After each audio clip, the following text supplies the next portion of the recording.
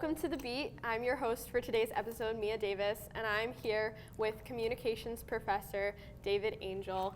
Hello, Professor. How are you today? Good. How you doing, Mia? I'm good. Would you like to start by just introducing yourself and telling us just briefly about your position here at Worcester State? My name is David Angell. I'm a visiting assistant professor, which is just like a temporary but full-time professorship here at Worcester State, and I teach in communications, and my classes are kind of all over the place, but originally they were just supposed to be the production classes, like the non-narrative production classes, so TV production, community media, video editing, documentary. But I've also I've done other things here as well. Right now I'm teaching multimedia journalism. I've done analysis of news. And everyone teaches Intro to Mass Comm in this department at some point, and I teach it a lot. So, nice. So I've just been teaching a lot of those kind of classes. Yeah. Oh, so fun. Yeah. So I'd like to start at the beginnings of your career. You mentioned that you went to both undergrad and grad for film school. So just tell us a little about, did you know that you always wanted to pursue film, and what were your inspirations that brought you to that point? No, I didn't. So growing up, I don't know what I was into, honestly. Just like slacking off in school and playing basketball after, Cool. Not even on the team, because my grades were so bad I was academically ineligible to play any sports. Awesome.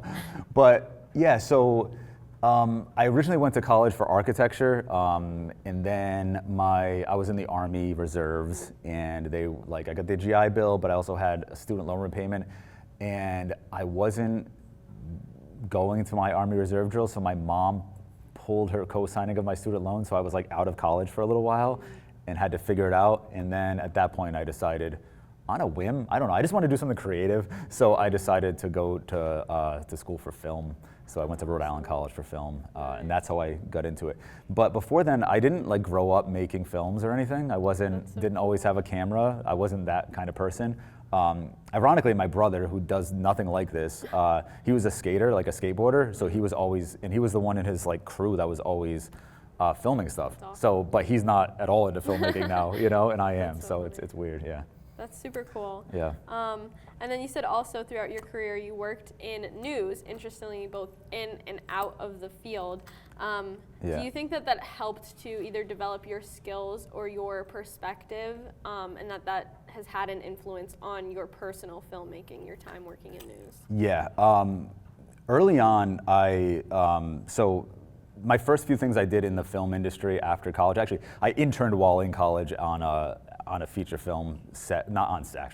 I was in the office, which is not fun really when you're like a college kid. You just want to I want to go see a film being made. Yeah. And then it's oh no, this is a production office internship. So you never leave the office. That's so cool. And then actually the last week of filming, I got out on set and got to watch it being made. And it was this really bad B movie with Wesley Snipes and Mario Van Peebles called Hard Luck.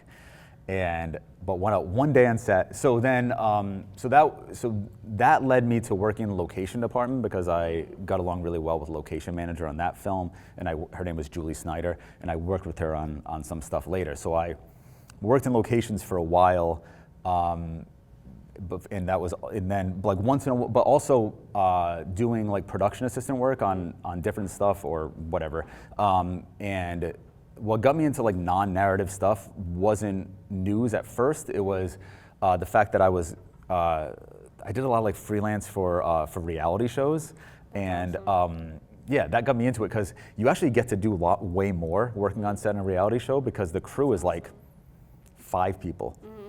And so being able to do that really got me interested in non-narrative stuff.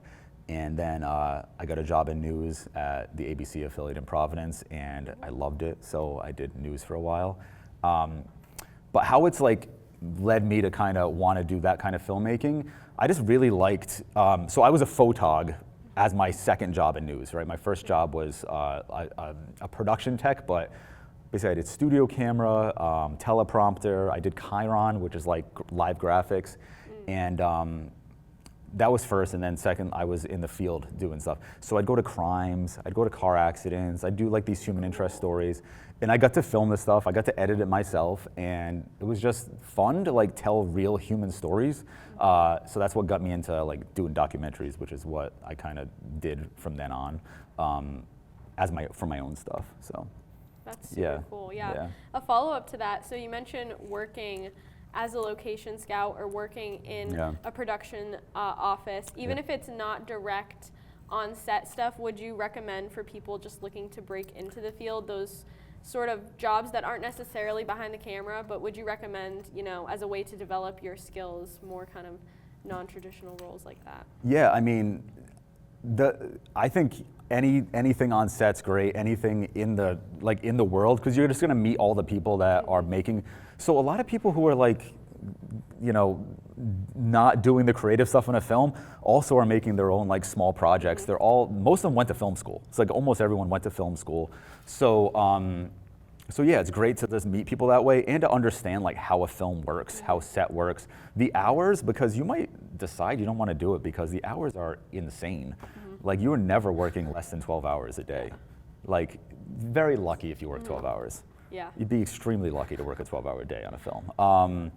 So that's something people have to kind of deal with. But and then also, if you want to get into certain jobs, you can get into a department, maybe you can get into a department that kind of aligns with what you want to do. It's really hard to get into camera department. It's just, there's so few positions. They really don't have PAs usually. But if you want to direct, you can get into, you can be like a regular set PA, which then after a while you get enough hours, you can just join the union or the Directors Guild by submitting your production reports, and then like you can be an AD and then maybe at some point direct. You're already like kind of on your way to being in the union and everything. So yeah, so it's a good stepping stone. You just learn, you meet a lot of people, and you learn how the ins and outs and set etiquette, like in the weird hierarchy of like don't talk to actors, which is like crazy. I hate it, but yeah, you're just like not supposed to do it. Yeah. That's awesome. Yeah. So I want to shift a little bit to talking about your documentaries. So you talk about your time being a documentary filmmaker. Do you find that there are certain themes that you like to center your documentaries around? Yeah, so what I don't necessarily try to do is just make a documentary about a topic. I think there's enough of that. I think tell a topic, I mean, highlight a topic, I'd rather highlight a topic by like doing something that's character-based. So all my documentaries are just like, here's the people, I'm trying to tell a story about these people. And whatever you take away from that, you'll take away from it, right? I think the problems I've had is like most of my documentaries, just because of like who's around, has been like white males, but I mean, I'm trying to move away from that, but it's just kind of, there's a lot of it, you know? Like one's about my dad, who obviously is a white male. So, but yeah, so I mean, yeah, like I've been trying to, I just try to tell like real human stories about interesting people, and not necessarily like famous people, but just people who I find interesting. So do you want to know like some of the projects? Sure, I do have a follow-up question about one of them. Okay, do you want me to just list them first? Or no? Okay. Yeah. So, so the first one I ever did was this the first one? Okay, I did this one that is short for like there was, like, you know how there's a 48-hour film project? There was like a week-long documentary version of that. I forget what it's called. International Documentary Challenge. So I did that one year, and my upstairs neighbor, when I lived in this apartment, he hadn't worked for years, he had a back injury, and he was on workers' comp. So I made this thing called Workman's Comp Blues about him just like bitching about his injury. I love that. And like, it was just like this guy, and I made it like, it was like blues music that we found out was royalty free, and he's just like, he's venting about it, and like how he's, you know, can't work, and he gets disability, and like all in workers' comp or whatever, and the stress of trying to get workers' comp, because I guess like you have to prove so much, you know? So that was the first thing. Then while working at Channel 6, I worked on this reality show called Lobster Wars, which is from the same people who make Deadliest Catch, and that inspired me to be like, oh, Rhode Island, we have shell fishermen everywhere. So I decided, hey, I want to see if I can do my own version of this and just go find some shell fishermen and like get on their boats with them and stuff. So I made this like 30-minute documentary called Claw Hoggers, because we call them quahogs in Rhode Island. Actually, here too, I guess. But everyone says quahog up here, but I say quahog. So it just follows two guys, an old man named Owen and a younger dude named Jeff, right? Like the old generation, the young generation go on the boats with them, and they dig for clams. Then I did one called Hope City about a homeless population in Providence, a tent city. Actually, it ended up being about 2 tent cities. Then the one about my dad, it's called Dad and Me. And then right now I'm working on a thing called The Other Jack Black. Super awesome. Working title. Working title. Yeah. I love that. Yeah. So I wanted to ask about your 2014 documentary, Hope City, Yeah. which touches on homelessness. Yeah. Was there anything that did compel you to make that, and why you particularly felt compelled to make it at this time? Like, what was sort of this relevance or moment in your life where you're like, this is what I want to make right now? Yeah, so when I filmed it was 2009. So it was in the middle of, like, this is when all the mortgages crashed and all the stuff that we had, like this a pretty bad recession. A lot of people were foreclosing on their houses. A lot of people were becoming homeless. A lot of people were losing their jobs. And I actually got laid off. But right before I got laid off, this guy, John Geis, who I worked with at Channel 6, he did this quick story about these people that were living under this bridge in Providence. And they had, it's an on-ramp to 195, and 195 had then been, there's like a new part, so then it's no longer an on-ramp, right? And there's a group of homeless people living there. He did a quick story on them. So I decided, hey, I'm out of work, I have time. Let me see if I can go over there and like reach out to these guys. Awesome. And I went over there and just started talking to them. I brought like my most extroverted friend, John, with me to like kind of be there in case I like was being shy, but I wasn't because he was there. So like it gave me like support, I guess. And it turned out they were advocates. They weren't just homeless people. They were so like cool. advocates for making the situation better. So they were so eager to be part of the film. So to have something made about them. And I didn't know what it was gonna be, but yeah, that's how it started. And I cared about homelessness, but that made me care so much more. So like it became a passion of mine by making that film, by like actually forging like actual friendships with homeless people, who I still talk to, some of them. A lot of them, actually, a few people passed away there in that film. So obviously not them, but like some others, yeah, like I consider them my friends. So that really made me care a lot about homelessness and, you know, That's awesome. the situation, yeah. Yeah. What would you say in filming, not just that documentary, but working on all your documentaries, has been the most challenging part of the process? So the most challenging part is doing things yourself, I think. Just, you know, going out there and shooting yourself and dealing with all the technical things yourself and trying to organize it as you go in your head. Because while you're shooting, you have to be thinking about the edit, thinking about the story. You can't just shoot. You have to be thinking like, what is the story I'm trying to tell and how am I best going to do this? So trying to do all that while you're shooting is hard. But then also like editing a doc is so much harder than editing anything else. Because now you're taking this giant pile of material and then trying to make a story out of it. So you're trying to craft a story now. So taking all these pieces and trying to put it together. There was just a documentary filmmaker who came here and spoke, and he called himself, someone called him a puzzle maker because he has to like put this puzzle together, right? So I feel like that's really apt. Like that's the most difficult part. Yeah, Yeah. for sure. That's awesome. Yeah. Shifting gears a little bit, I also want to touch on your time here as a professor. Yeah. So could you just tell us a little bit about how you even ended up at Worcester State? Did you ever see yourself like becoming someone that would teach in this field? So I went to grad school for film, and when you do that, you come out with an MFA, which is the cool thing about the arts is your terminal degree is a master's degree. You don't have to go you don't have to be working on a PhD for like 20 years, not you know what I mean, like 7 years or whatever.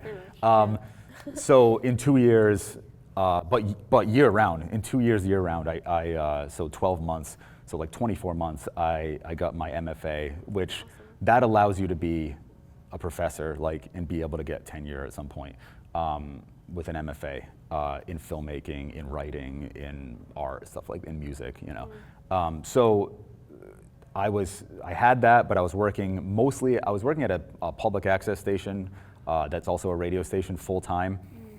And one of my grad school classmates called me up and said, hey, he works at Clark, his name's Soren. And he said, yeah, Worcester State's looking for someone to teach some two sessions of a TV production class. Can I have the lady call you? And I said, sure, have the lady call me. And the lady is Julie Frechette. So she called me and just like asked me if I wanted to do it. And it was late and she wanted to have the class in the fall and there was no one to teach it. So I was like, yeah, definitely. So that's how I started here. Yeah. That's so cool. Yeah. And then how did you find yourself working with the Center for Community Media? How did I find myself working with the center? I think when I got here at first, Julian, former professor here, was still here and he was doing stuff with the center. Then Dan Hunt, the former chair, was running it. And then at some point, he turned that over to Brittany, and Brittany said, okay, I'll run the center, but maybe David can teach it. So Perfect. I think she threw me the bone. I think Brittany threw me the bone. Maybe not. And that's how I started teaching this class. But yeah, the center's run by Brittany. I teach the class. It's a nice teamwork situation that we have awesome. going. Yeah. It's great here. Yeah. Could you talk a little bit about the importance in working in community media specifically, and especially like why it's very significant at this time? Yeah. So one of the things we've done in this class, I think every semester I've taught it, is that we go to the public access station, which is really like, that's what community media is, like something like that. They're making media in the community, about the community, by community members. So what we're trying to do here at the Center for Community Media and in this class is kind of do something similar, right? Have our students who live here or go to school here at least in this area make media about this community that matters, that is kind of highlighting issues that this community has to deal with. The community meaning like the Worcester area or Worcester State, like all those little communities. And I think it's really important for that content to be made because it's not necessarily going to get made elsewhere. And it's really good to highlight good things going on, also highlight the issues that need to be dealt with right now, and the things that are topics that aren't necessarily being brought up a lot. And also just like marginalized communities need to have a voice, and I think community media can do that as well. So I think it's great for that, and I'm so glad that the center exists. I'm glad this class exists. I'm glad that we get I think some of the top tier communication students in here to work on this stuff who are self-driven, can put out some really high quality content, and it's professional quality stuff. So I'm really proud of everything that gets made in here. That's super awesome. That's including by important. you, Mia. Oh, thank you. Yeah. Yes, I appreciate you talking about that. It's definitely something that's very important right now. Yeah. In what ways do you think that a communications major is beneficial for someone that is interested in taking media? Maybe a school doesn't have a direct film major. Do you think that communications is something that's well-rounded and a sustainable thing to go into? Yeah, I mean, for us here at Worcester State, we don't have a film-specific film degree. So you could see that as limiting, right? But I'll give you just an example, right? Like documentary films, like verite documentary films in America came out of MIT. So you think that's not a film school, right? So it doesn't have to be a film school, right? So I think what we're doing here is we give a well-rounded degree in media making for students who choose to take that track. They don't have to in communications. They can go in another way. They can do more theoretical stuff, or they can do more advertising and PR. But for those who want to make media, I think we give them the opportunity to make audio content, video content, photography, graphic design, animation, all this kind of stuff that all could be, you can do a job that is going to encompass all of that. Mm-hmm. And I think we just give them a really well-rounded kind of portfolio that they can bring forth and take into the world. And but now, especially nowadays, when you have to do more, they want you to in the job field for this stuff, super competitive, not a lot of jobs, a lot less local stuff being made, so you really have to be able to do more than one thing. Like reporters have to shoot even, you know, for news. Yeah. So like weather people sometimes have to go do reporting now and then also shoot their own reporting stuff. That's awesome. And do a live shot. Yeah. But not with a live truck, not with a backpack. You know, it's a whole thing. So it's like, there's a lot, yeah. So the more stuff you know, the better. And I think we do a good job at that here at Worcester State. Yeah, I would agree. I think Yeah. it's super well-rounded. I Yeah. wouldn't trade my time here for somewhere else. Yeah. No. Do you have any advice that you would give someone interested in pursuing a career working in film and media arts? Yeah, I mean, I'd say try to get on-set experience, work as much as you can on each other's projects, like friends' projects. Try to leave, if you go to school for film and media and you have a core group of people who are making stuff together, don't like leave each other behind. Like make that your group, like as one person goes somewhere in their career, some person starts you know, making stuff happen, like bring your friends along, right? Get them crew positions and be this, like, you should all like leave Worcester State if you're gonna be Worcester State filmmakers and still work together. That's ideal, right? Yeah. Including if you like move to LA, bring them out to LA, fly them in, whatever. Yeah. Make them fly themselves in if you don't have the budget. But still, like all, like have a crew and just like all build each other up and like everyone can succeed.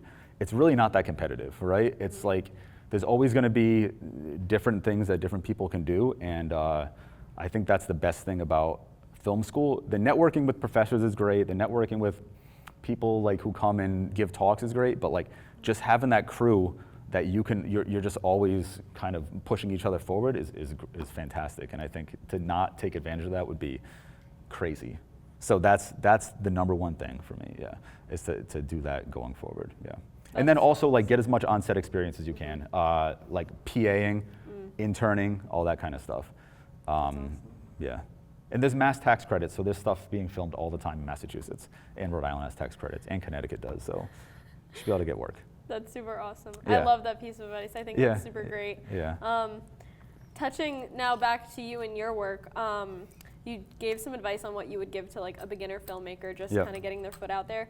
If you could look back on everything that you have made and do something differently, is there anything that you would do differently over your course of working in film? Yeah, back up everything, because I'm having like a hard drive issue with the film. Back up everything. It's like you have to like spend money on drives and all this stuff, and then you have to take the time to do it. Try not to lose steam on anything, and like give your, like, especially when you're making stuff by yourself, it's really easy to like, especially if like I might have ADHD, that's like up in the air, but so when you have stuff like, it's hard to kind of stay focused on one project and not just want to go on to something else. Really important to kind of make sure these longer term projects, you keep the foot on the gas and keep it going. And yeah, like learn how to get funding early, learn how to like fund stuff, network, go to these, if you get to a film festival, like go, even if you're shy, go talk to people, like those people could same thing, like that's another network opportunity, other filmmakers. So yeah, like all that stuff. But yeah, yeah, and just try to do stuff, even if you don't have money to do it. Just make something. Just make something. Don't let yourself be discouraged. Yeah, just make stuff, guys. Just make yeah, something. Yeah. That was like a Matt. I don't know if you've ever seen when Matt goes on. He's been in. Did you guys interview Matt? Someone interviewed Matt, and he'll always just like look at the camera. Had to do a Matt. Like his thing. I love that. Yeah. That's great advice. Yeah. Yeah. Speaking of not losing steam, you decided to take a pivot with your creations, and you're working on an experimental film right now. Yeah. Is there anything that inspired you to work on something a little bit more abstract? Yeah. So my last two things I've kind of finished are experimental films, and they both were on like played here at the gallery, the Mary Cosgrove Dolphin Gallery. Yeah, I just think like it's just artistic, and it's just like it's a purely artistic thing, and you can just get your vision across. And I feel like experimental film's cool because it really is easy to do by yourself, and because I feel like it really is like it can be a singular artistic vision. It kind of lends itself really well to just doing it yourself. And because like it's a different kind of thing, you don't like necessarily need to go rent a cinema camera. You could, it could fit the kind of thing you're doing, but you can like I've used my phone for the last 2 things I made. So it's like you can do stuff on your phone, you can do stuff using your professional camera, you can just draw stuff on paper and animate it in an interesting way. Stop motion. You can do all different stuff, and there's no rules to experimental film. So it just like frees up the creativity a lot. So that's super cool. Yeah. To close out here, I'd just like to ask you, do you have any current or future projects you're working on that you'd like us to look out for? Yeah. There's 2 things that are happening. So Dad and Me, which came out like years ago, I'm actually like I fixed the sound. I have to get it out again. I'm gonna like try to re-put it back into festivals, see what happens there. And then that's called Dad and Me and my dad, basically. And then I'm doing this thing called The Other Jack Black about this outsider artist who lives in Warwick and does these cardboard cutout art that are like people that he puts on the side of the roads. And his name's Jack Black. It's interesting because it's partially political, but it's not political because he does it for, he makes his art for, like just to make it. But then he's also like, he was doing it like a lot of celebrity stuff, and then eventually he kind of moved it towards Trump stuff, but then he still does the celebrity stuff. So he'll have like Dolly Parton and Britney Spears stuff and Taylor Swift stuff, but then also like Trump. But then he didn't like, he had a beef with the gym that he lived near. So he had like it was Workout World. He had anti-Workout World stuff as part of his art.